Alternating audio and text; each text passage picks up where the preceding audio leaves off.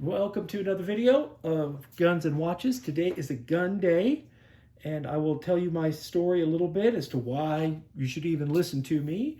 And I thought about a funny accent for this one, but it would have been a Southern accent, a Texas accent, because we're talking about guns and concealed carry, and I carry a 44 Magnum. Right? Almost sounded like Foghorn Leghorn there. But nobody, if anybody walks up to you and calls themselves a firearm expert or a gun expert, you should probably just do a lot of listening and nodding because uh, I think even the gun writers would admit that that's not even a thing. There is no way to know everything about guns. And people study, or learn different disciplines. My son is an incredible shotgunner. It's not even fun to go to the range with him because he blows every clay out of the sky, and it's not even fun. The dude doesn't ever miss, um, and he's a good pistol shot, and he's a decent rifle shot.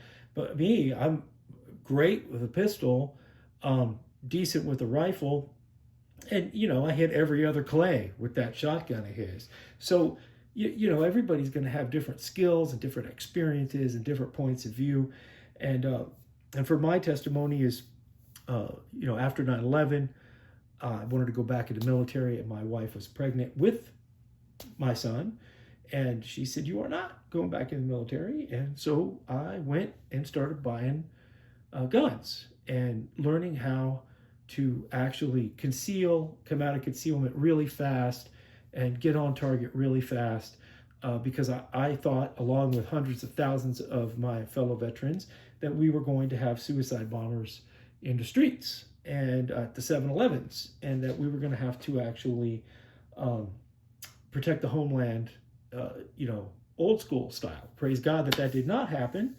But along the way, spending enormous amounts of money on guns and holsters and training and ammunition, mostly ammunition. I want to share what I've learned with the public here and see if I can help somebody out, help you save some money. But the first thing is safety first, and that's why you're looking at this box right here, because we, in our house, everybody has guns and grew up that way. If you look at the logo, that 357 revolver on the logo was my dad's service weapon in the 50s. And that's what all my siblings and I learned how to shoot pistol with a 357. So much for that whole use a 22, right? We actually were shooting 38 specials through it, but you get my drift. And so it's just part of my family. Was in the Navy. We did small arms in the Navy. I really wasn't into guns at all. Didn't even own one of my own until 9/18/01. On September 18th, 2001, bought a Mossberg 590. And then shortly after that, I got addicted to the Springfield XD. Oof, those are good guns. I got a fistful of polymer pistols, and went down this big long trail of trying to find what's right for me. And this is why I say there's no expert, because what's right for me may not be right for you, but it's a starting point. Where I started, I didn't have a starting point. I just started by reading magazines and imagining what I thought might be good for me. But this box, you got to start with safety first. I see a lot of guys standing with the butt sticking out, shooting at steel targets on the thing. I don't see a lot of people dealing with safety. We have these boxes everywhere. My son has his Springfield XD Mod 2 in a box. My daughter's SIG is in a box. All of our guns are locked up like this. And that's for our protection and for everybody's protection. When you have little ones come around the house, you don't want them getting their hands on your gun, and you don't want bad guys getting their hands on your gun. But unload it, but you also don't want to be unloading and loading your gun all the time. That is not safe. I don't know who even thought of that, right? Coming home and unloading your gun and putting it on a shelf. That's stupid. Every time you chamber around, you have opportunity for a discharge, and you do not want to do that in your house. So what we have are these boxes and safes, and we keep loaded guns in the boxes. That way the bad guys can't get them. And if you keep this in your car, if you have to go into the uh, sheriff's office, or you have to go you have to go somewhere where there's no guns allowed, and they have, in some of these cases, they even have metal detectors. You need a place to put your gun. And I just don't feel comfortable leaving mine in the center console of the SUV because somebody could pilfer it pretty easily. So we got these boxes all around. Get yourself one. If you have a budget of $750 to buy a gun, you actually have a budget of $600 to buy a gun, because 150 of that needs to be on safety first. So this is actually my second box. Don't pay, if you could even see the logo with this lighting, logo doesn't matter. The boxes are great. There's a bunch of different sizes and different shapes. This one does a thumbprint, which works most of the time. I find myself using this keypad pretty often as well. But what happens when you first conceal carry, where you first buy a gun, if there is anybody left in America who has not bought 5 guns rather than 1, after all of the chaos that has ensued over the past 20 years, 25 years really, you want to have a place to start. Like I say, a friend of mine wanted to get into concealed carry years ago. This is back when the licenses were just coming out, and right to carry was just passing all over the country. And he lives in a neighboring state, and his state finally got it. And he goes out, he buys himself, he's prior Marine, he buys himself a Beretta 96. This man goes, and he's all of 5 feet 5 inches tall, and he goes out and buys himself that service weapon. That's actually a duty weapon right there.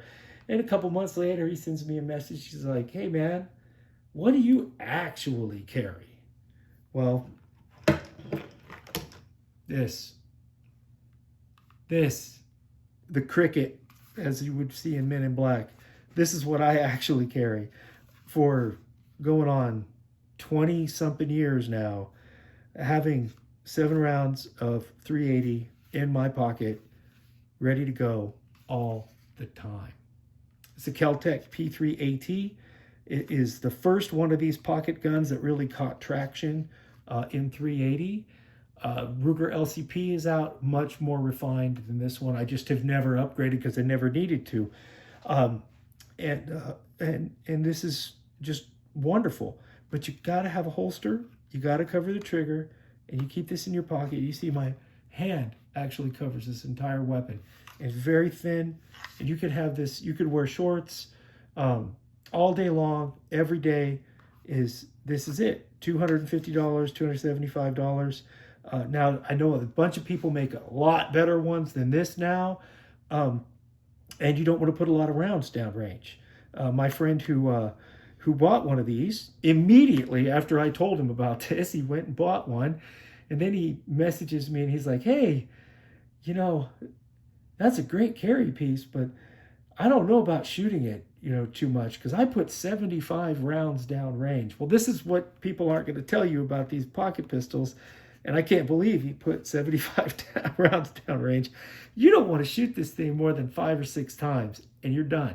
This weighs 12 ounces empty, and you're setting off a .380 cartridge. It recoils hard. Flames come out of the 2.5-inch barrel. This is not a comfortable weapon to shoot whatsoever. This is an emergency use only pistol. And if you notice, it doesn't have sights. It is smooth all the way around, so that way it doesn't, get snagged. And it even still has fuzzy in it that you have to clean out periodically, which I'm going to bring this gun back out when I do a review of my Tissot Gentleman, because the Tissot Gentleman's bracelet is unrefined and had to come off the watch. Horrible bracelet, and I'm sure that bracelet has ripped the inner lining out of somebody's sport coat somewhere. But if you're a gun guy, you're going to notice that stuff. So this is very smooth, and it rides in the pocket forever, and it really only gets cleaned after it gets super dusty. You take it apart, blow it out with some canned air, and put it back together, and shoot it every couple of years, put a few rounds downrange, because this is not a very comfortable weapon to shoot at all. In fact, it's the hardest kicking thing I got. I'm going to be straight up. The other thing in the box, though, and the other thing I want to talk about on this video before I move on, is holsters, which I'm probably going to talk about holsters more than I talk about guns on this channel, because in my path, you know, these holsters come out. Springfield Armory used to give them away with the guns. You know, they got all these cool looking tactical, you know, looks like, you know, something you'd wear to war, and you try to conceal with these plastic holsters, and it just hurts, people. It doesn't feel good at all. If you have luck with this, great. I found myself wearing a tucked in t-shirt with a plastic holster and then an outer shirt, because I just couldn't have that rubbing up against me. And most holsters stop right about here. These are concealed carry holsters, by the way. Both of these guns are in concealed carry holsters. You can tell because they don't have anything to tie the gun down. They don't have anything keeping it bolted, no retention device. It's another thing. These people try to open carry with these kinds of holsters. You're not to do that. That should never be done, because this is concealment only, open top, no retention. Somebody could relieve you of your weapon very easily. But the holsters that stop right here, this part of the gun digs on you. If you carry this right-handed, this decocker just digs right in the side of you. So I got turned on to Falco holsters, and you can get this added on extra. It may even be stock now to cover the entire gun, because if you're going to carry a gun all day long, you might as well have some Italian leather between you and that gun. Now, you may think that I'm talking about something expensive here. This holster is custom made. I think if you get it stock, it's cheaper, $109. You got to wait 6 weeks for it, but you're not going to regret it. And that's the money-saving thing about this video today, is I have a bucket of used plastic holsters downstairs that I just thought there was something wrong with me. I thought I was doing it wrong. I wasn't doing it wrong. Those holsters do suck. And I know a lot of people scream about them, swear by them, but get yourself a leather holster. It's only $100. Okay, you probably spent $50 on the plastic. The other thing about Falco is you notice this didn't collapse. It doesn't collapse. This one's pretty new. I've got two downstairs that are years old, and they don't collapse, which means you can reholster these IWBs. They're that stiff. Very good piece of leather right here. Now, I don't mean to be showcasing Falco so much. Uncle Mike's is out there. Wilson Gun Leather, Galco, Fist. I have a holster from Fist that is absolutely top shelf. But it's all leather. And just do that. Just get yourself a leather holster, because then you can wear all day long. And the other stuff in the box, and a couple of CR2s for AR-15 and AK optics, just in case. I've got these are laser bullets for training. So this is a 380 bullet that if you push the button, boop, see the laser come on? Maybe.